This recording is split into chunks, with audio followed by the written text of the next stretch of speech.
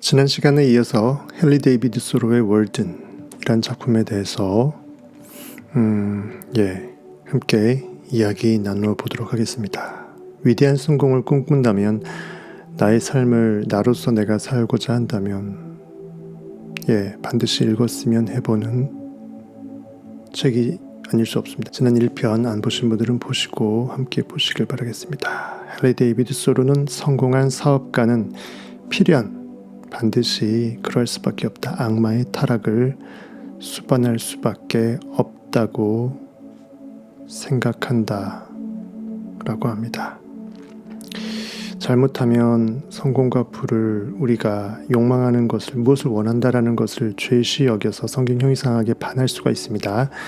이것을 잘 새겨 듣길 바랍니다. 현실에서 탐욕을 부려서 제로섬 게임을 통해서 내 영이 이미 그렇다라고 성공했다라고 느껴서 자동적으로 현실이 그렇게 바뀌는 것이 아니라, 현실에서 이 불나방처럼 악의 다툼하는 것을 경계하고 자는 그러한 뜻에서의 권면의 언급 방향성일 것이라고 성탄은 생각합니다. 정신과 영혼 그리고 시간과 독립의 자유를 추구하길 원하는 이 헨리 데이비드 소로는 여타의 사치 품목들을 구입하기 위한, 돈을 벌기 위해 자신의 소중한 시간을 쓰고 싶지 않았다고 고백합니다. 사람이 중요하게 여기는 것, 즉 내가 무엇을 원하는지 내가 알고서 그것을 원하는 것, 헨리 데이비드 소로는 그러한 관점에서 그것을 원했던 것입니다. 영적 가치를 추구하다 보니까 물적인 것에 대해서 어느 한계치 이상은 별로 필요치 않다고 느꼈기 때문에 시문대로 거두어지는 그 법칙을 그대로 활용했을 뿐이라는 것입니다. 현실에서 정말 중요한 것을 잃어버리고 돈 버는데 돈 버는 기기가 되어서 내가 누군지, 나의 진정한 궁극에 마음이 이끄는 그 욕망의 타겟을 저버리지 않았다라는 그 뜻으로 보시면 되겠습니다. 우리가 소박하고 현명하게 산다면 이 땅에서 생계를 꾸려가는 일은 고생이 아니라 오락이라고 소로는 신념과 경험으로 확신한다고 합니다. 조금 더 불편하더라도 자연과 버타면서 삶을 통해서 나의 영의 힘을 끌어올렸다라는 거죠. 이건 역시 여러분들이 부와 성공, 명예를 바라지 않고 소확행하라는 그 뜻이 아님을 알고서 봐주시면 좋겠습니다. 충분히 이러한 영적인 삶을 통해서도 성공과 부를 이룰 수 있습니다. 위대한 어마어마한 부를 이룰 수 있습니다. 단지 그 내가 이루는 부의 결과물에 인식의 무한 전능함이 가둬지지 않아야 되겠죠. 각자가 자신만의 독자적인 생활 방식을 찾아내어 그 길을 따라가기를 소로는 바랍니다. 부패한 선행, 즉 겉모습은 누구를 돕기 위해서 자선기금을 모금한다고 하지만 그것의 이면에 있는 동기가 또는 그 구조 단체의 운영 행태가 부패할 수는 있겠죠. 이렇게 예를 들어서 부패한 선행이 이렇게 예시될 수 있다면, 이렇게 부패한 선행에서 풍기는 이 냄새만큼 고약한 악취는 없다라고 합니다. 내가 수렁에 빠졌을 때 나를 건져준다고 해서 그가 나에게 반드시 좋은 사람인 것은 아니다. 현실에 있는 모든 결과물들은 가장 좋은 사람, 즉 내가 나에게만 좋은 사람일 수 있죠. 내 의식만이, 내 상상력만이 유일하게 내가 기댈 좋으신 하나님, 좋은 사람이 될 수 있다라는 그 의미에서 받아들이십시오. 단순한 이해타산에서의 눈앞의 그 플러스 마이너스 계산기 두드림을 통해서 좋고 나쁘고를 고깃덩어리적으로 판단치 말라는 뜻입니다. 가난한 사람에게 많은 시간과 돈을 주는 사람은 그런 생활 방식을 통해서 그가 구제하려고 애쓰는 그 가난을 오히려 조장하고 살 뿐이다. 오히려 조장하는 장본인이 될 뿐이다. 돈 없어서 궁핍한 사람한테 떡 하나, 단순히 고깃덩어리 떡 하나 넣어주는 것은 내 자발적으로 일어서고자 하는 심적 동기, 그리고 그것을 행동으로 옮기는 어떤 물적 동기 전부 다 빼앗아 버릴 수밖에 없다라는 거예요.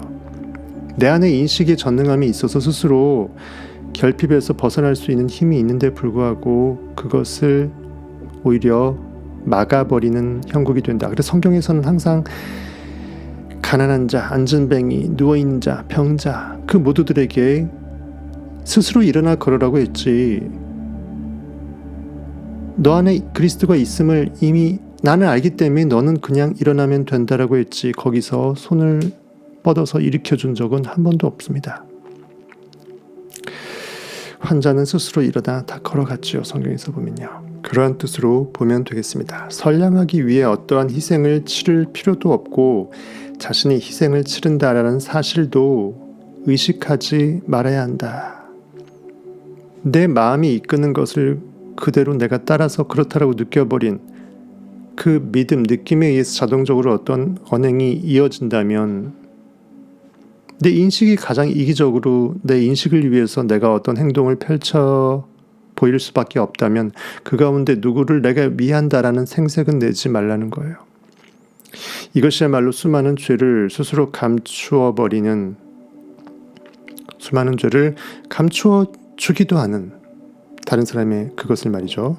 둘 다 결국은 그렇게 이중인격적으로 자선 아닌 자선이 되어버린다. 자선의 겉모습이지만 실상은 그러하지 아니할 수 있다는 거죠. 선량하기 위해 어떠한 희생을 치를 필요도 없고 자신이 희생을 치른다는 사실도 의식하지 말아야 한다. 이것이야말로 수많은 죄를 감추어주는 자선의 거치장이다.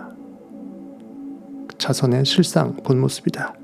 자선가들은 자기가 벗어버린 그 슬픔의 기억으로 인류를 대기처럼 감싸고서 그것을 동정심이라고 부르는 경우가 많다. 나 힘들어봐서 안다. 너 힘든 거 내가 다 알지 하면서 힘든 느낌을 같이 느껴주는 그 동정이 형이상학적으로는 그 사람이 더 힘들어버리는 그 상황에서 영혼이 빠져 나오지 못하게 하는 덫이 돼버린다고 제가 말씀드렸죠.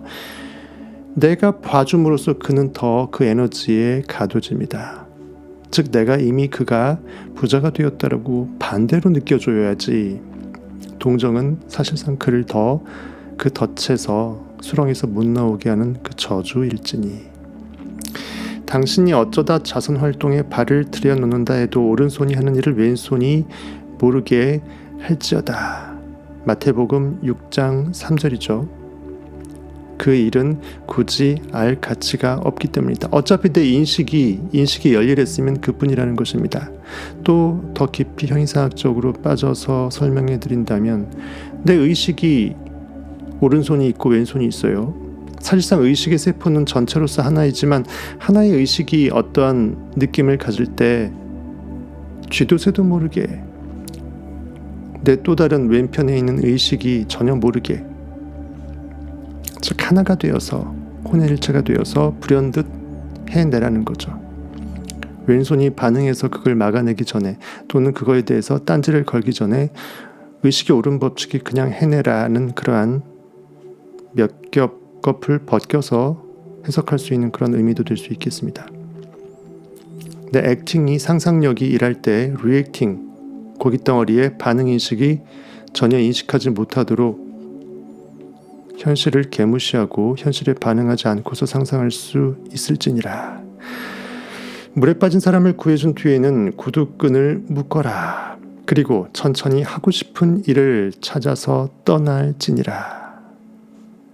물에 빠진 사람 구해준 값 내놓아라고 하지 말라는 것이죠. 내 길을 그냥 내가 가면 된다. 모든 나무는 저마다 적절한 열매를 맺고 정해진 철이 있어서 그 철이 계속되는 동안은 생기가 넘치고 꽃을 피우지만 철이 지나면 마르고 시든다. 그런데 이 삼나무는 열매도 맺지 않고 정해진 철도 없어서 언제나 항상 울창하다. 자연 그대로 그냥 내버려 둘 수 있는 그것이 많을수록 스스로 저자 그러려니자를 글자 그대로 스스로 그러한 상태 그대로 내 의식의 법칙에 순적하게 내어 맡기는 상태가 될수록 내 안에 욕망을 결핍을 느끼자마자 이미 나는 그렇다라고 느껴버리는 내 느낌에 그대로 내가 순행할수록 그만큼 우리 인식은 더 팽창한다. 그만큼 더 부자가 된다. 더 부자인 것이다 이거죠.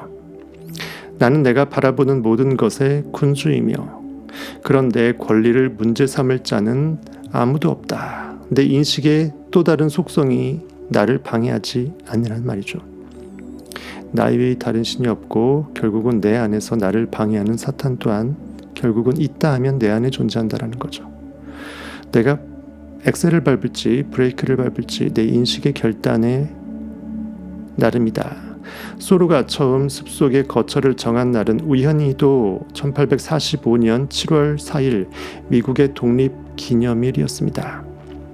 새들이 없는 집은 양념하지 않은 고기와 같다 라는 말이 있습니다.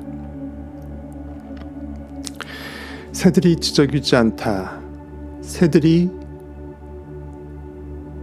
조화롭게 아름다운 하모니를 일으켜줄 수 없는 집, 새들조차 함께 기거하지 못하고 함께 노래하지 못하는 내 인식의 공간은 양념하지 않은 고기와 같다.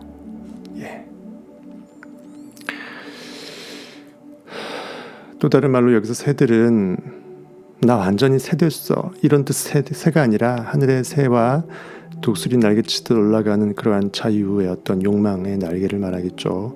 무엇을 느끼지 않고 욕망하지 않는 의식은 멍 때리는 의식이다라는 거죠. 별로 맛이 없는 양념하지 않은 고기처럼 텁텁할 수 있다라는 것입니다. 우리의 삶이 그러하다라는 것이죠. 더 들어가 보면요. 호수의 아침 안개는 햇살로 인해서 밤의 비밀 집회를 막 끝낸 유령들처럼 살금살금 사방팔방으로 물러나 숲속으로 사라졌다. 멋진 표현이죠. 고즈넉한 그 아침 햇살로 인해서 비춰지는 호수의 아침 안개를 이렇게 밤에 유령들의 비밀 집회가 막 마감되어서 그들이 어두움이 이렇게 숲속으로 사라지고 물러나는 것처럼 표현했습니다. 중국의 그 상나라 탕왕의 그 욕조에 이런 글귀가 있다고 합니다. 날마다 새로워지고 또다시 날마다 새로워지라. 일신우일신이죠. 성경에 그대로 나와 있는 말입니다. 언제나 새 노래로 여호와께 노래하라. 내 인식에게 항상 새로운 느낌의 영적 욕망의 진리의 날개를 펼치고서 멋지게 노래할지어다, 찬양할지어다, 감사할지어다, 기뻐할지어다, 즐거워할지어다. 항상 기뻐하라, 쉬지 말고 기도하라, 범사에 감사하라. 인식은 항상 나날이 어제의 날을 죽이고 새로운 나로 오늘 깨어나니라.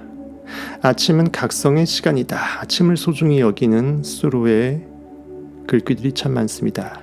천상의 음악이 보내오는 파동과 대기를 가득 채운 향기와 함께 우리가 새로 얻은 힘과 내면의 열망에 의해 깨어나 전날보다 더 고결한 삶을 시작하지 않는다면 항상 더 새로운 느낌을 지금 이 순간 먹어내지 않는다면 특히 나날이 항상 밝아오는 그 태동되는 그 태양의 시작점 새벽에 말이죠.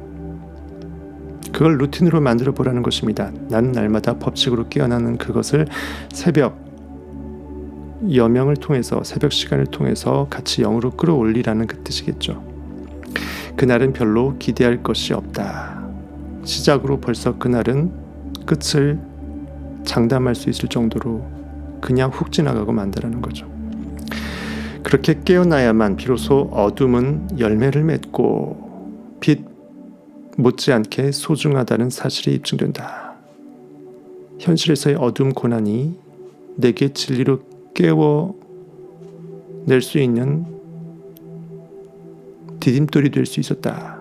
고난당한 것이 내게 유익이라. 이로써 내가 주의 윤례를 배웠노라라고 성경이 되어 있습니다. 어둠 가운데 어둠에 대비돼서 빛의 찬란함을 우리가 인식할 수 있잖아요. 현실에 가두어져서 고깃덩어리가 되어봐야 이건 아닌데라고 내가 현실을 분기탱천하면서 바닥을 치고 일어날 수 있지 않습니까? 현실은 단지 꿈이다. 내 인식이 참이다.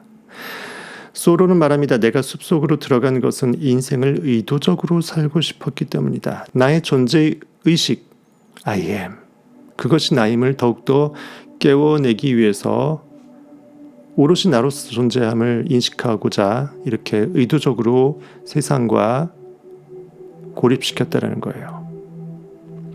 즉 인생의 본질적인 사실에만 직면해도 인생의 가르침을 배울 수 있는지 확인해보고 싶었고 죽을 때 내가 인생을 헛산 게 아니었다라는 것을 깨닫고 싶었기 때문이다.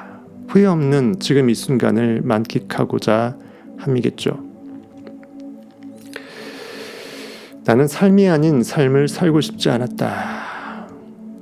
코로 숨쉬고 심장이 맥동한다고 해서 그 고기가 살고 있는 것이지 내 인식은 죽어 있을 수 있다는 것이죠.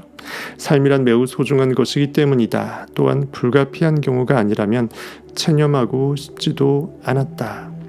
우리의 가장 훌륭한 미덕은 불필요하지만 불가피한 불행을 계기로 모습을 드러낸다. 내 안의 진정한 보석의 찬란한 절대빛 하나님의 영광은 극심한 어둠 가운데 현실의 최악의 순간 가운데 통과 의례로 나는 그것을 거쳐서 깨어나게 된다는 것이죠. 하늘을 알기 위해선 바닥을 한번 기어볼 때가 필요할 수밖에 없을지니 하루의 질적 수준에 영향을 주는 것 바로 그것이 최고의 예술이다. 우리는 지금 이 순간의 아티스트죠. 순간을 영원으로 끌어올리는 하루. 간소하게 또 간소하게 이를 100가지나 1000가지가 아니라 2-3가지로 확 줄이도록 하자. 원띵이라는 책에서 제가 많이 말씀드렸죠. 한 놈만 패라. 무엇이 중요한데? 이 당시에도 미국은 나라와 가구들이 많이 파산한 상태였다고 합니다. 소련은 절약과 검소 그리고 높은 가치의 삶의 목표를 요구합니다. 그 당시 역시 소련은 생활 속도가 너무 빠름에 대해 문제 삼았다고 합니다. 지금은 더욱더 말할 나위도 없죠. 굳이 철도가 왜 필요한가? 라고 역설한다. 왜 철도를 까느라고 여러 가지 자연을 파괴하면서 너무 빠르게 뭔가가 고깃덩어리가 움직여져야 세상이 더 진리로 깨어나고 발전하는 것처럼 착각하는가? 왜 우리는 이렇게 바쁘게 인생을 낭비하며 살아가는 것일까? 역설이죠. 바쁘면 뭔가를 많이 한 거니까 낭비한 거가 아니고 오히려 더 얻는 게 많아야 되는데 이 분주한 바쁨 을 당연시 여기는 이 인식의 마인드가 내 인식의 전능성을 못 깨닫게 만든다라고 합니다. 인생을 낭비하게끔 오히려 조장한다. 왜 우리는 굳이 바쁘게 살며 인생을 낭비하고자 하는가? 즉, 왜 나를 쓰레기통에 버리고자 하는가? 배가 고프기도 전에 굶어 죽겠다고 작정이라도 한 듯하다.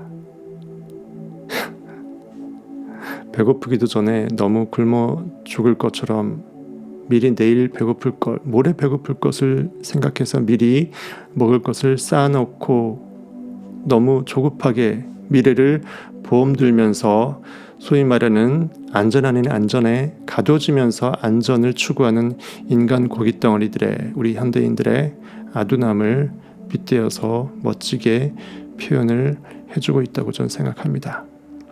무엇이 그렇게 나를 조급하게 만드는가 말이죠. 정말 중요한 것이 무엇인지도 내 인식을 깨워서 물어볼 생각을 안 하고 말이죠.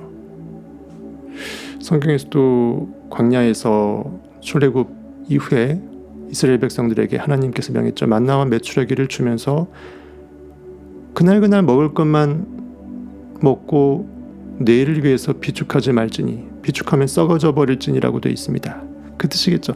인식은 지금 이 순간 영광된 지금의 인식을 써먹는 데 집중하면 되지.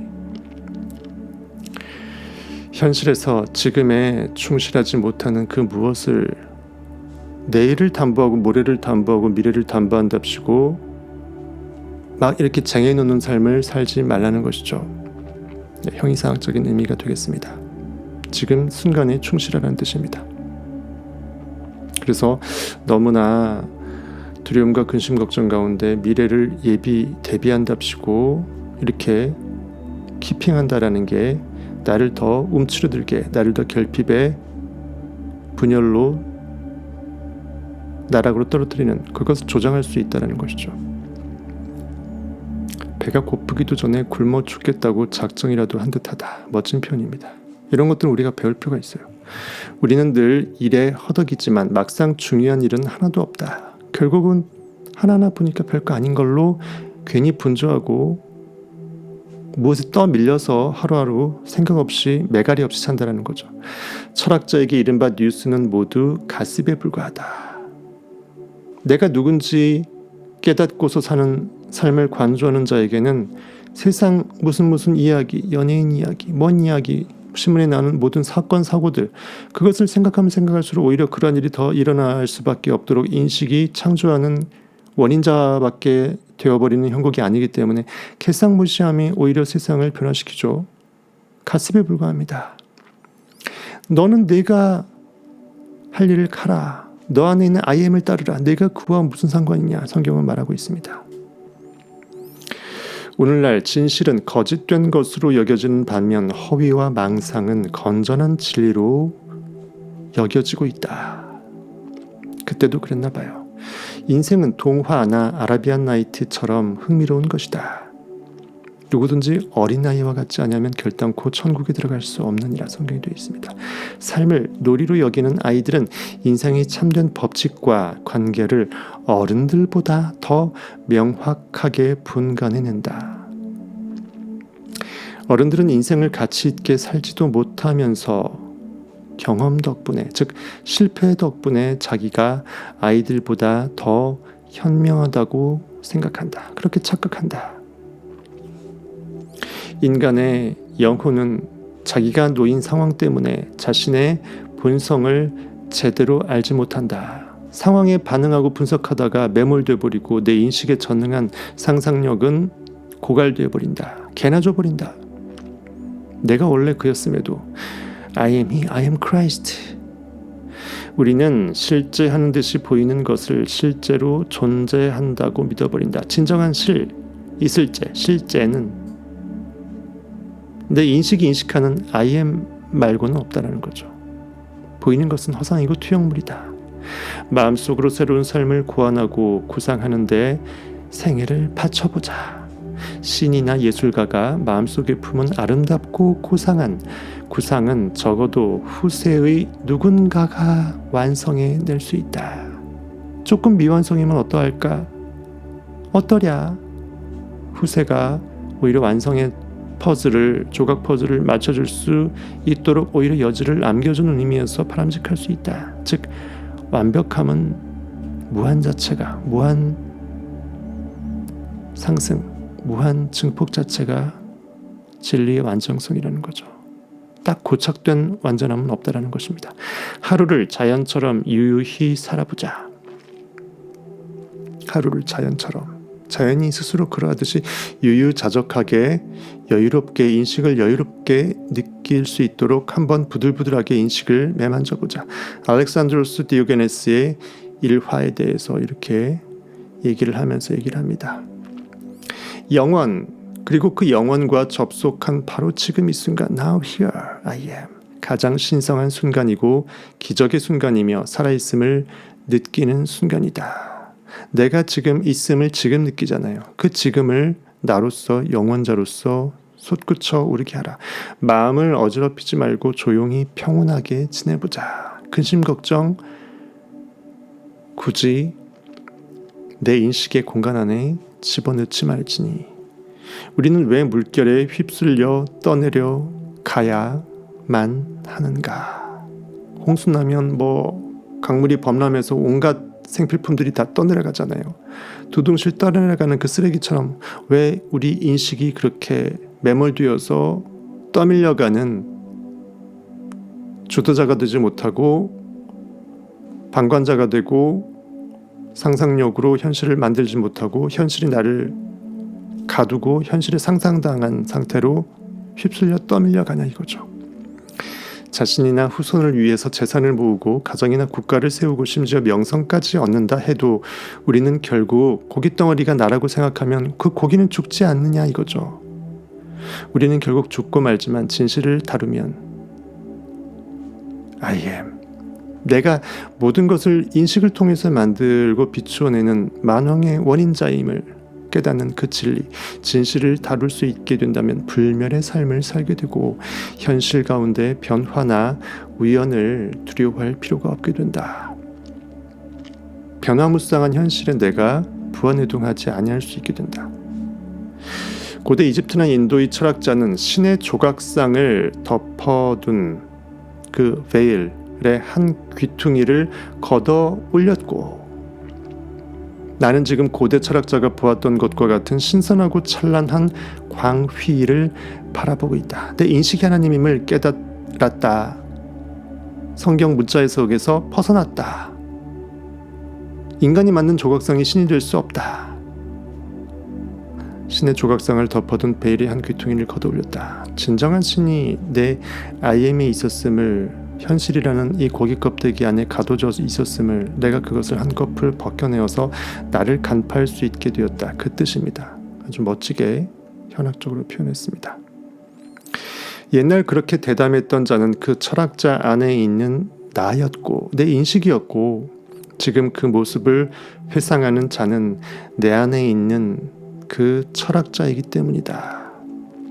인간 고깃덩어리 파노라마에서 3차원 세상에서 1000년 전에 살아만 있는 IM이 사실상 내 고기 안에 있는 IM과 하나의 IM이라는 거죠. 고대 언어는 한간의 세속적인 시시함을 초월하는 불멸의 암시나 자극을 주기 때문에 산스크리트어, 히브리어 등등이 비의적이죠. 형이상학적입니다. 진리를 감춰놓기 위한 캡슐이죠. 특별한 언어입니다. 그래서 신의 언어라고 하죠. 그 언어의 낱말을 몇 개 배우는 것만으로도 젊은 시절이 귀중한 시간을 바칠 만한 가치가 있다라고 얘기합니다. 형이상학이 그렇게 모든 인류가 반드시 추구해야 될 그 언어의 가치가 있다라는 거죠. 고전이란 인류의 가장 고귀한 사상의 기록이 아니고 무엇이겠는가. 고전이야말로 아직까지 사라지지 않고 남아있는 유일한 신탁이며, 그 중에 무엇이 가장 오브 더 고전입니까? 바이블이죠. 성경책입니다. 그 안에는 델포이나 도도나도 줄 수 없는 가장 최근의 질문에 대한 해답이 들어있는 것이다. 그리스의 그 델포이는 아폴론의 신탁소, 그리고 도도나는 제우스의 신탁소였습니다. 헤로도토스의 역사, 두꺼운 책이지만 한번 읽어보십시오. 재밌습니다. 제대로 된 독서, 즉 참된 책을 참된 정신으로 읽는 것은 고귀한 운동이며, 이 운동은 현대의 풍습이 높이 평가하는 어떠한 운동보다도 힘든 노력을 요구한다. 구어는 대개 일시적인 것, 즉 소리나 발음이나 방언에 지나지 않는다. 즉 뭔가 생각에 힘이 담겨져 있지 않은 세속적인 대중들의 일상 용어에서의 그 구어체의 구어 말합니다. 단순한 정보 전달만을 주고받는 데 쓰이는 그 구어체의 구어를 말해요. 그 구어가 어머니의 말이라면 문어체의 그 문어입니다. 뭔가 함축적으로 담아서 키핑할 수 있는 그런, 뭔가 곱씹어 볼 필요가 있는 것만 같은 그런 것들. 문어는 아버지의 말이다. 귀로 듣기에는 너무나도 의미 깊은 표현. 그것을 말하려면 다시 태어나야 할 만큼 신중하고 선택된, 정제된, 굉장히 고급스러운 함축된 표현이라는 거죠. 형이상학적인 표현이 그만큼 깊이를 헤아릴 수 없는, 형언할 수 없는 그러한 깊이 가치가 인식하는 자한테만 인식이 될 수 있다는 거예요. 간파될 수 있다. 웅변가는 즉흥적인 영감에 따라 자기 앞에 있는 군중, 즉 그의 말을 들을 수 있는 사람들에게 말을 건다. 그러나 비교적 평온한 삶을 살아가는 작가는 웅변가에게 자극을 주는 사건이나 군중에는 관심이 없기 때문에 인류의 머리와 가슴, 그러니까 그를 이해해주는 모든 시대의 모든 사람에게 말을 걸고 있는 것이다. 웅변가의 열변에 우리가 아무리 감탄한다 해도 기록된 말들은 입에서 나오면 덧없이 사라지는 일상어, 정보 전달했으면 땡, 끝일 수밖에 없는 표면적인 언어, 그런 일상어들 그 너머에 있다. 별들이 총총히 박힌 창공이 구름 너머에 있는 것과 마찬가지다. 구름에 가릴 뿐이지 별들이 총총히 박힌 창공은 그 너머에 표면적으로 의식의 얄팍한 그것으로는 결코 인식할 수 없는, 감지할 수 없는 그 너머에, 즉 인성을 넘어서의 인성 그 너머에, 베일 장막 너머에 신성이 가려져 있다는 거죠. 별은 아득히 먼 저쪽에 있고 그것을 볼 수 있는 사람, 그 사람만이 그 별을 읽을 수도 있다. 알렉산드로스 대왕은 원정을 떠날 때면 귀중품 괴짝에 일리아스를 넣고 다녔다. 고전의 저자들은 어느 사회에서나 거부할 수 없는 타고난 귀족이며 왕이나 황제 이상으로 인류에게 영향을 미치고 있다. 인문 고전 한번 읽어보세요. 재미있습니다. 옛 고전을 원서로, 원래 그것을 썼던 그 시대의 그 원서, 라틴어가 됐던 헬라어가 됐던 히브리어가 됐던 옛 고전을 원어로 읽는 법을 배우지 않은 사람들은, 이 말은 그만큼 이 저자가 추구하고자 하는 그 깊이 있는 인식과 맞다이다이 까서 그것을 그대로 그 사람 안에 영에 들어가서 그 사람이 추구하는 그 사람 안에서 말하고 있는 그 신성으로 하나 되어서 느껴서 받아들일 수 있는 그 지경으로 나를 끌어올려서 흡수할 수 없는 독서의 한계성 속에 가두어지게 된다면 그 말이죠. 옛 고전을 원어로 읽는 법을 배우지 않은 사람들은, 대부분의 천재들이 원어로 공부했지 않습니까? 인류 역사에 대해 매우 불완전한 지식을 가질 수밖에 없다. 여러분들이 그 구호를 배우지 않고도 형이상하게 정수를, 성경 형이상하게 정수를 성타를 통해서 배우실 수 있습니다. 형이상학을 완벽하게 깨우치기 위해서 원서가 도구로 필요했던 것뿐인데 저는 낱낱이 다 떠먹여드리죠. 성타 패밀리 멤버십, 성타 주민 멤버십 당장 정주행하시길 바라겠습니다. 현실에서 여러분들이 고깃덩어리 책을 수천 권, 수만 권을 읽는다 한들 시간만 죽입니다. 오히려 내 고깃덩어리 의식만 세뇌시킵니다. 불완전한 지식을 더욱더 공고히 할 뿐입니다. 산만해집니다. 위대한 시인들의 작품은 오직 위대한 시인들만이 읽을 수 있다. 시적 감흥, 형이상학적인 감흥, 4차원적인 진리의 시야로 눈뜬 자만 알고서 볼 수 있고 장군멍군할 수 있다는 거예요. 대부분의 사람들은 장부를 적거나 거래해서 속지 않기 위해 셈법을 배우듯 사소한 편의를 위해 읽기를 배울 뿐, 고귀한 지적활동, 즉 영성의 활동이라고 볼 수 있죠. 지적활동으로서의 그 독서에 대해서는 거의 혹은 전혀 모른다. 알고자 하지도 않는다. 내 통장에 들어오는 돈 세는데 충분하면 알 필요가 없다고 생각하죠. 대다수 사람들은 성경이라는 좋은 책을 읽거나 남이 읽는 것을 듣고서 어쩌다 그 지혜를 통해 자신의 죄를 깨달으면, 무지를 깨달으면 그냥 그것으로 먹고 떨어집니다. 만족하고 나머지 인생은 이른바 허접한 문학들, 쉬운 책들을 읽으면서 자신의 지적 능력을 계속 탕진해버린다. 뼈 때리는 말이죠. 읽기 쉬운 책에 마치 내 지성을 다 깨운 양 그것으로 내 의식의 한계성을 덮어버린다는 거죠. 소중한 시간을 저급한 책 읽는 것으로 허비하는 자들에게 헨리 데이비드 소로는 이렇게 일컫습니다. 작가가 이런 여물을 만들어 제공하는 기계, 작가가 어떤 여물을 만들어 제공하는 기계라면 그들은 그 여물을 읽어치우는 기계이다. 같은 기계일 뿐이다라는 거죠. 인간의 지적 수준 이하의 것들에 기계적으로 인성을 허비해버리는 것을 질타하는 소로의 표현법입니다. 훨씬 더 숭고한 내 존재 인식을 아주 얄팍한 고깃덩어리에 그것에 오히려 우격 집어넣어버리는 거죠.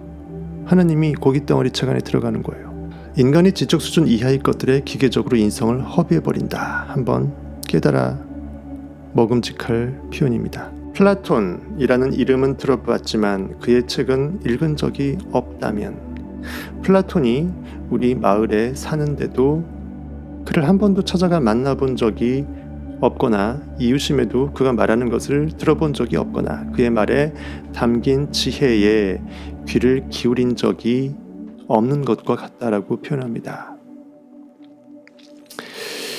우리는 정신적 자양분은 등한시하면서 육체적 자양분이나 질병에 대해서는 비용을 아끼지 않는다. 고깃덩어리 몸 손상하는 거에 대해서는 기가 막히게 잘 챙긴다. 성인이 되자마자 교육을 그만두는 것을 이제는 그만둘 때가 되었다. 인식의 무한 팽창이 참 교육일진데, 셀프 교육일진데 그것이 어찌 한계가 있을 소냐. 필요하다면 길을 좀 돌아가더라도 강 위에 다리를 하나 덜 짓고 그 비용으로 우리를 둘러싸고 있는 무지의 검은 시면 위에 구름다리 하나를 더 놓아보자. 그 당시에 이제 건설 등 여러 가지 개발 등으로 자연이 훼손되는 것을 말하는 것입니다. 다리 하나 더 지을 그 시간에 다리 하나 안 짓고 내 마음의 인식의 시면에 구름다리 하나 더 놓아보자. 진리의 강을 건너보자 이 말이죠. 요단강과 홍해를 건너서 약속의 땅으로 한번 나아가 보지 않겠는가 이 말입니다. 지금 이 순간의 아름다움을 머리로 하는 일이든 손으로 하는 일이든 무슨 일을 하면서 희생하고 싶지 않을 때가 있다. 지금 이 순간의 느낌의 아름다운 말이죠. 나는 내 생활에 여백을 남겨두기를 무척 좋아한다. 여유를 잃어버린 마음은 이미 내 마음이 아닌 것이죠. 떠밀려서 가는 뗏목입니다. 가두어진 고깃덩어리 인식입니다. 이따금 여름날 아침이면 나는 여느 때처럼 미역을 감은 다음 양지바른 문간에 앉아서 동트는 새벽부터 정오까지 소나무와 호두나무와 옷나무에 둘러싸인 채 아무도 방해하지 않는 고독과 적막 속에서 조용히 공상에 잠기곤 했다. 월든 호숫가에서 이렇게 나의 나됨을 계속 곱씹었던 것입니다. 멋지죠? 풍광 가운데 좋은 길을 받으면서 말이죠. 나의 나날은 이교도 신들의 이름이 붙은 무슨 요일도 아니었고, 즉 내가 단순히 월화수목금토일 이 요일의 뺑뺑이에 가둬진 고기가 아니라는 거죠. 나는 오로지 사는 날은, 나의 날은, 주의 날은 언제나 썬데이, 빛의 날, 지금이라는 거예요. 24시간으로 잘게 쪼개져 시계의 째깍거리는 소리에 시달리는 그러한 하루도 아니었다. 그 어떤 그 세상의 그 어떤 무엇도 로마 황제도 나를 등 떠밀어서 나를 쫓아오도록 하지 않았다는 거예요. 예컨대 일요일은 로마 신화의 태양신 소울의 날이고, 목요일은 북유럽 신화의 천둥신 토르의 망치 아시죠? 천둥신의 날이다. Sunday, Thursday를 말하는 거예요. 인간은 자기 안에서 삶의 동기를 찾아야 한다. 인간 아담은 내 안에 하나님이 사실 나였음을, 그 원인자가 나의 결과물을 빚어내고 있는 지금 이 순간의 연속임을 발견해 맞지 않아야 한다. 자연의 하루는 매우 평온해서 인간의 게으름을 결코 나무라지 않는다. 산업사회에서 떠밀려서 시간당 얼마 페이에서 쫓겨서 하루벌이 하지만 사실은 인간이 의식으로 겉모습은 게으른 것 같지만 사실은 진짜 나를 발견하고 나를 음미하는, 나를 찬양하는 이 상상 명상 기도 시간, 진리와 자연과 함께 자유하는 그 시간이 인간의 게으름으로 비춰질지라도 결코 그것을 우주 법칙은, 자연은 나무라지 않는다. 멋진 표현이죠. 우리가 항상 가장 최근에 배운 최선의 방법으로 생계를 꾸리고 생활을 조정해 나간다면 우리는 결코 권태감에 시달리지 않을 것이다. 가장 최근에 내가 나를 깨워낸 항상 지금 이 순간에 영원적 지금 이 순간을 이렇게 빗댄 것입니다. 가장 깨어난 업그레이드된 지금 이 순간, 또 내일 되면 또 내일이 지금 됐을 때 또 업그레이드될 지금 이 순간, 나는 그 존재로 살아갈 수 있다라는 것이죠. 타고난 재능을 따라간다면 그것은 반드시 시간마다 새로운 전망, 비전, 영적 깨어남의 비전이죠. 새로운 전망을 보여줄 것이다. 타고난, 선천적인, 타고났다라는 것은 원래 내가 그였다라는 거죠. 아담이 타고난 것은 하나님입니다. 하나님이 아담 안에 들어오셔서 아담이 되어주셨으니까, 원인이 결과 안에 들어와서 결과를 비춰주셨으니까 타고난 재능은 탤런트, 상상력이죠. 성경에서 말하는 감추어진, 땅에 묻어버린 한 달란트, 사실상 내가 묻어버린 상상력입니다. 여러분의 인식 상상력이 여러분 자신이고 전부입니다. 부와 성공과 명예와 그 모든 것이 거기 안에 있죠. 여러분의 타고난 재능은 하나님의 인식의 힘입니다. 타고난 재능을 따라간다면 그것은 반드시 시간마다 새로운 전망들을 보여줄 것이다. 이 정도로 하고 다음 시간에 엘리디 비드 소로의 월든 고독을 어떻게 느끼고 즐겼는지 그렇게 슬슬 들어가 보도록 하겠습니다. 감사합니다. 지금까지 여러분의 진리 스나이퍼 성타였습니다. 성공하길 당사였습니다.